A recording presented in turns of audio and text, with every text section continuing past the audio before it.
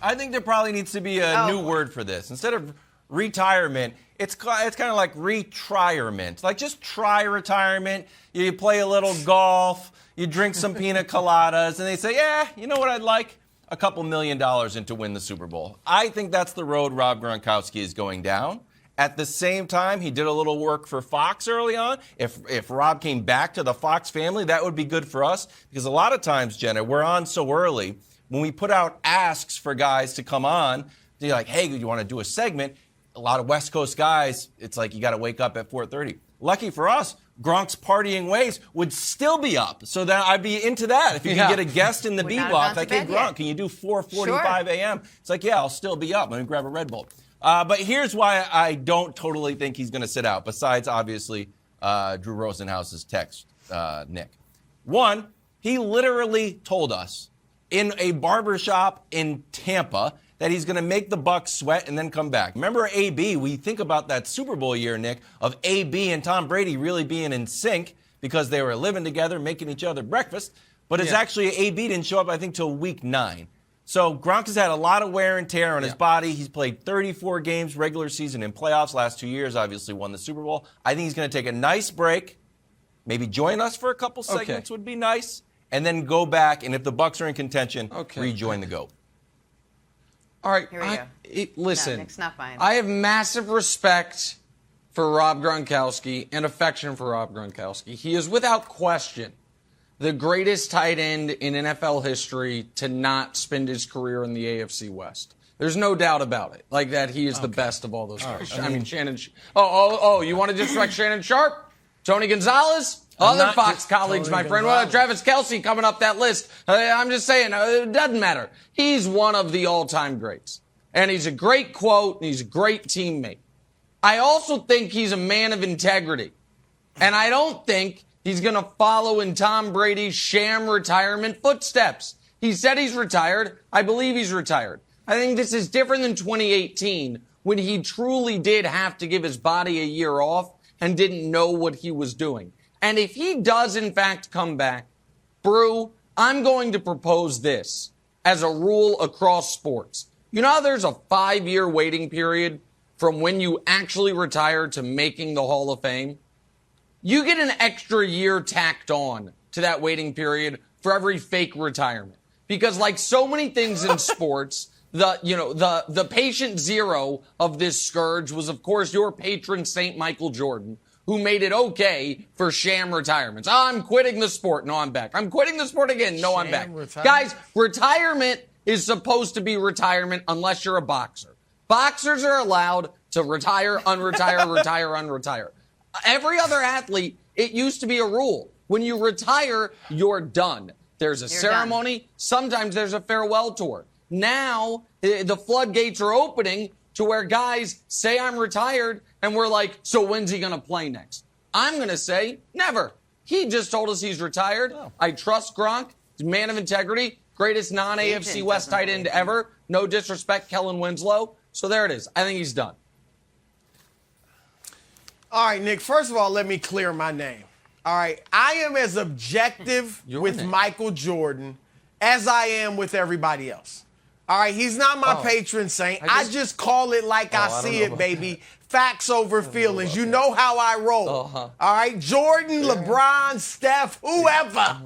All right, with Gronk, I'm surprised, Nick, that you are so definitive on this retirement. I get it. There are reasons to believe it. 33 years old, an old 33, right? An old 33. His body clearly isn't what it used to be. And even when he was in his prime, he was injured a lot. So he's not built to play 15 years. So there's reasons to believe it, but there are more reasons to not believe it. And I don't think it's a Tom Brady-like scam where Brady was obviously trying to get to Miami and that didn't work out. He never was going to retire. So I don't think it's that.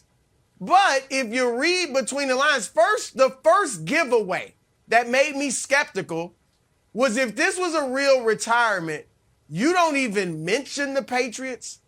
I mean, I get it. You said your New England goodbyes, 2018, 2019, when you retired. But if this was definitive, you at least give the Patriots a mention. you at least give them a line. That's all there is to it. And then the Drew Rosenhaus quote to Adam Schefter. Yeah. Obviously, Rosenhaus gave Schefter permission, at the very least, to tweet that. And at the worst, he pushed it on Schefter. Hey, called him up, tweet this. And if Rosenhaus, Gronkowski's agent, allowed Schefter to tweet it, then he got the okay from Gronk. So it seems like they're playing a big game, Wilds. So is he retired? Sure, I guess. But the door is so wide open, I can see his number 87 Buccaneers jersey hanging on his closet door, waiting for him to put it back on. So here's my question, though, Wilds, that I would like you, and maybe you can help me with.